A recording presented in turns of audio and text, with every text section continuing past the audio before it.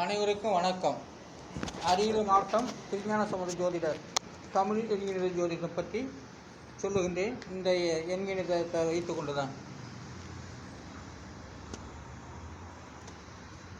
வார்த்தை அடிப்படையில் தமிழ் எண் ஜோதிடம் சொல்லுகின்றேன்.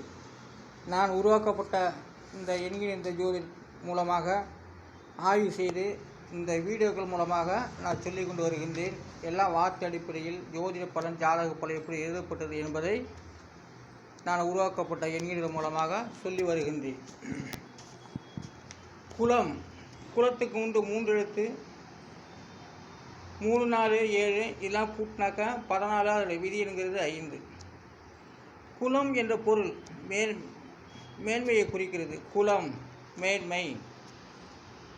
குலம் என்ற பொருளுக்கு மேன்மை என்று அர்த்தமாகிறது. குலம் மேன்மை என்ற பொருளை குறிக்கிறது. நலம் 3 எழுத்து நலத்துக்கு 8, 4, 7 இல்லை கூட்டாக்க 19. அதனுடைய விதி என்கிறது 1. அப்போ நலம் என்றால் கருணையும் என்ற அர்த்தமாகிறது. சலிப்புக்கு வந்து 4 எழுத்து, அதுக்குரிய எண்கணிதம் 3, 5, 6, 2 அதெல்லாம் கூட்டினாக்கா 16. அதோடைய விதி என்கிறது 7. சலிப்பில் 7ஆம் இடத்தில் வருகிறது. 7ஆம் இடத்தில் பாவக்கிரகங்கள் இருந்தால் சலிப்பு. அப்போ சலிப்பு என்றால் அசைவுகளை குறிக்கிறது. சலிப்பு என்றால் அசைவுகளை குறிக்கிறது. சவலைக்கு வந்து 3 எழுத்து 3, 5, 8 இதெல்லாம் கூட்டாக்கா 16. அதோடைய விதி என்கிறது 7. சவலை என்றால் மெலிவை குறிக்கிறது. சவலை 7ஆம் இடத்து சொற்களாக வருகிறது. 7ஆம் இடத்தின் பலனை கொடுக்கப்படுகிறது. சவலை என்றால் மெலிவு என்று அர்த்தமாகிறது. உவலைக்கு வந்து 3 எழுத்து 3, 5, 8 இதெல்லாம் கூட்டினாக்கா 16. அதோடைய விதி என்கிறது 7. உவலை வந்து 7ஆம் இடத்து பலனை கொடுக்கிறது. உவலை என்றால் பொய் என்று அர்த்தமாகிறது. புத்தனுக்கு வந்து 4 எழுத்து 2, 4, 7, 6 இதெல்லாம் கூட்டினாக்கா 19. அதோடைய விதி என்கிறது 1. புத்தன் வந்து 1ஆம் இடத்து பலனை குறிக்கிறது. 1ஆம் இடத்து பலனை கொடுக்கிறது. புத்தன் புதியவன் என்ற சொல்லாகிறது. புத்தன் என்றால் புதியவன். ஒரு பிள்ளைகள் பிறந்தால் அது புதிய பிள்ளைகள். ஒரு பிறப்புன்னு இருந்தாலே அது வந்து புதியவனை குறிக்கிறது. அப்போ வந்து புத்தன் என்றால் புதியவனை குறிக்கிறது. அந்த புத்தன் வந்து 7ஆம் இடத்து பலனை கொடுத்து வருகிறது. பாவகத்து வந்து 4 எழுத்து 7, 5, 1, 7 இல்லை கூட்டாக 20. அதோடைய விதி என்கிறது 2. பாவகம் இயல்பு என்ற வார்த்தையை குறிக்கிறது. பாவகம் என்றால் இயல்பு என்ற வார்த்தையை குறிக்கிறது. அது ஒரு கருத்து. பாவகம் என்றால் இயல்பு கருத்தை குறிக்கிறது. அப்பாவகம் 2ஆம் இடத்தை பலனை கொடுக்கிறது. அந்த பாவகம் என்றாலே பழைய நினைவுகளையும் கொண்டு வந்துவிடும். அதான் பாவகம் என்று சொல்லாகிறது. பாவகம் என்றால் இயல்பு கருத்து. இயல்பான ஒரு காரியங்கள் நடக்கும் அப்படின்னாலே அது பாவகத்தின் மூலமாக வருகிறது. சுவடுக்கு வந்து 3 எழுத்து 5, 5, 7 இதெல்லாம் கூட்டினாக்க 17. அதனுடைய விதி என்கிறது 8. சுவடு என்றால் குறிப்பை குறிக்கிறது. அப்போ வந்து சுவடு என்ற வார்த்தை 8ஆம் இடத்து பலனை கொடுக்கிறது. சுவடு 8ஆம் இடத்து பலனை கொடுக்கப்பட்டு வருகிறது. அப்போ சுவடு ஒரு குறிப்பு தான். யாராவது காசு பணம் கொடுத்தா குறித்து வச்சுக்கிறாங்க. ஒரு நல்ல செய்தியானா குறித்து வச்சுக்கிறாங்க. சொல்லுப்பா குறித்து வச்சுக்கிறேன் அப்படிங்கிறது அதான் சுவடு என்றால் குறிப்பு. ஓலைச்சொல் எழுதப்பட்டதெல்லாம் ஒரு சுவடாகிறது. அது ஒரு குறிப்பு. முற்காலத்தில் எழுதப்பட்டதையெல்லாம் குறித்து வைத்து போனதெல்லாம் நாம் கண்டுபிடிச்சு சொல்வதெல்லாம் அது குறிப்பு. ஒரு செய்தி சொன்னாலே, ஒரு ஃபோன் நம்பர் சொன்னாலே கூட அதை வந்து ஒரு டைரியிலையோ ஒரு ஓலைச்சொல்லிலையோ நாம் எழுதி வைத்துள்ளோம். அது ஒரு குறிப்பு தான். அப்போது குறிப்புங்கிறது 8ஆம் இடத்து பலனை கொடுக்கிறது. சுவடு என்றால் குறிப்பு என்ற வார்த்தையாகிறது.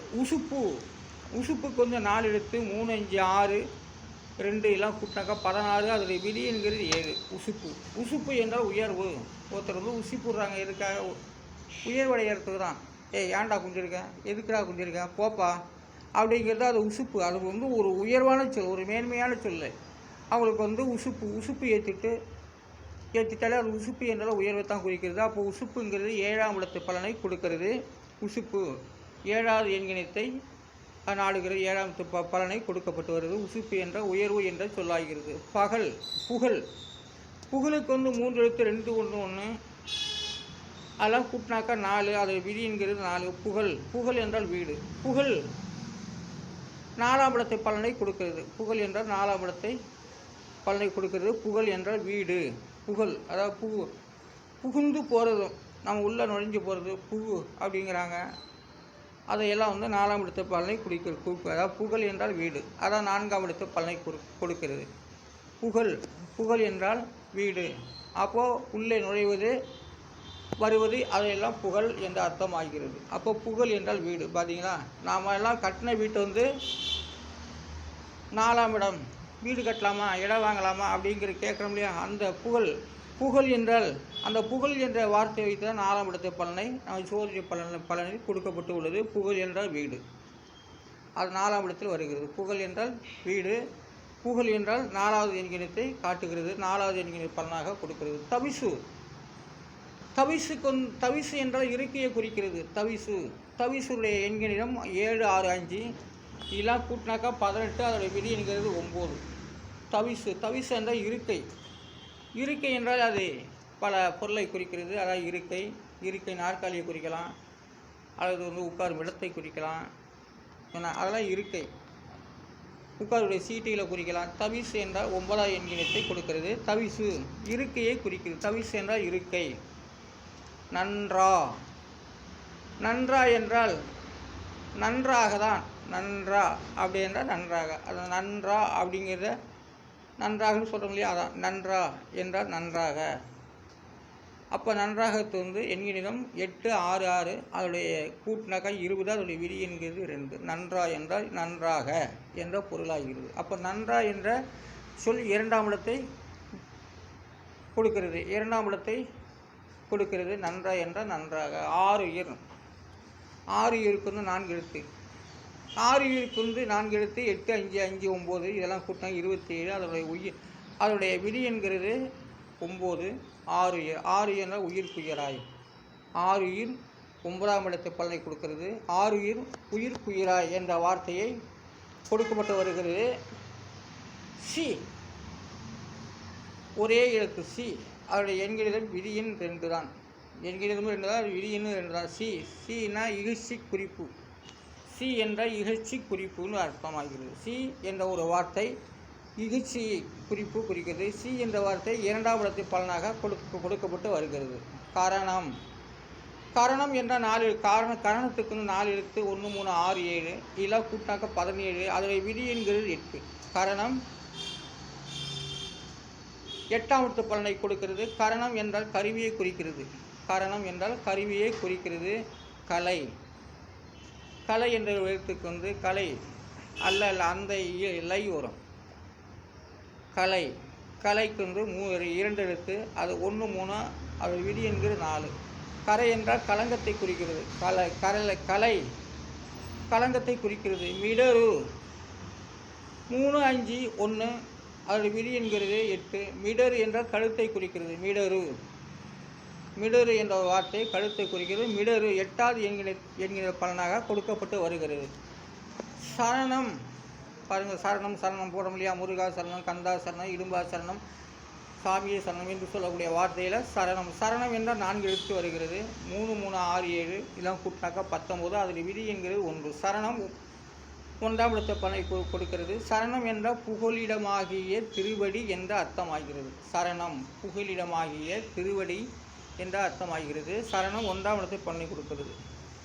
இந்த எண்கணிதம் தான் நான் உருவாக்கப்பட்ட தமிழ் எண்ணி ஜோதிடத்துக்கு பலன் 240 எழுத்துக்கும் தனித்தனி பலன்கள் கொடுக்கப்பட்டு வார்த்தை அடிப்பு உறுதி செய்து வருகின்றேன். நான் அரியல மாவட்டம் திருஞான சம்பந்த ஜோதிடர் எண்கணித வள்ளுவர். நன்றி, வணக்கம்.